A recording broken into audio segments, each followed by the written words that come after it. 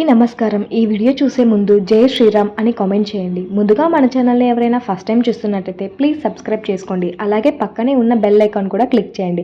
అప్పుడే మేము పెట్టే ప్రతి వీడియో మీకు నోటిఫికేషన్ రూపంలో వస్తుంది. మనలో చాలా మందికి ఇప్పటికీ వాస్తు శాస్త్రాన్ని ఎంతగానో నమ్ముతారనే సంగతి తెలిసిందే. వాస్తు నియమాలను పాటించడం ద్వారా ఎలాంటి సమస్యలు వచ్చే అవకాశాలు అయితే ఉన్నాయి. వాస్తుశాస్త్రం ప్రకారం ఇంటిలోని పూజా గది ఎల్లప్పుడూ కూడా ఈశాన్యం లేదా ఉత్తర దిశలోనే ఉంటే మంచిదని. ఇంట్లో పూజా గది ఉండటం వల్ల పాజిటివ్ ఎనర్జీ పెరిగే అవకాశం ఉంటుంది. అయితే పూజ చేసే ఇంట్లో వాస్తు దోషం ఉంటే ఇంట్లో నెగిటివ్ ఎనర్జీ పెరగడం మొదలవుతుందని చెప్పవచ్చు. విశ్వాసాల ప్రకారం పూజా గది సరైన దిశ, అందులోని దేవుని విగ్రహాలు, చిత్రాల సరైన దిశను తెలుసుకోవడం కూడా ఎంతో ముఖ్యమని చెప్పవచ్చు.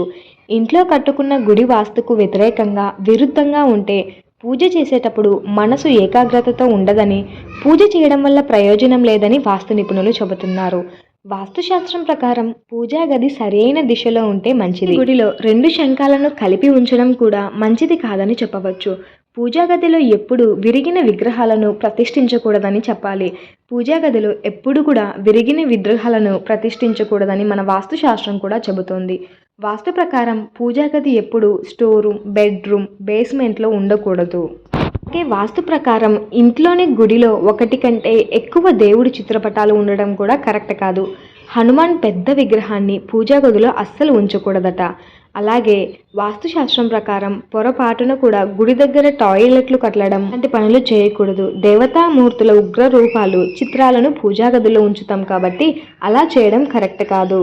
అలాగే అమ్మవారి ఉగ్ర రూపాలను, అలాంటి విగ్రహాలను ఇంట్లో ఉంచుకోకూడదు. అలాంటి చిత్రపటాలు కూడా ఇంట్లో లేకపోవడమే మంచిదట. హిందూ ధర్మంలో వాస్తు శాస్త్రానికి ప్రత్యేక ప్రాముఖ్యత ఉంటుంది. దీన్ని పాటించడం వల్ల చాలా అడ్డంకుల నుండి విముక్తి లభిస్తుంది. ఇంట్లో అభివృద్ధి, జీవితంలో ఆనందం కూడా కలుగుతాయి. అయితే వాటి కోసం మన పూజా గదిలో ఏమి ఉంచాలో తెలుసుకుందాం.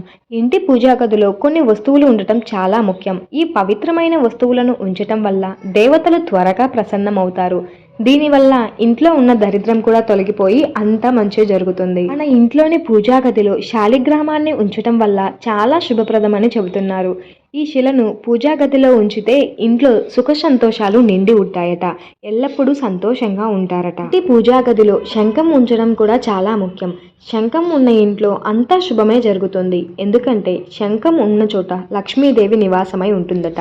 ఆ ఇంట్లో ఎటువంటి కష్టాలు లేకుండా ఉంటాయి. సాధారణంగా మనం ఎక్కువగా చందనాన్ని పూజలు, పునస్కారాలలో వాడుతూ ఉంటారు. దీని సువాసన ఇంటి నుండి ప్రతికూల శక్తిని తొలగించడానికి ఉపయోగపడుతుంది. హిందూ ధర్మంలో ఎవరింట్లో అయినా ఎక్కడైనా ఏదైనా శుభకార్యం చేసినప్పుడు దీపాన్ని వెలిగిస్తారు.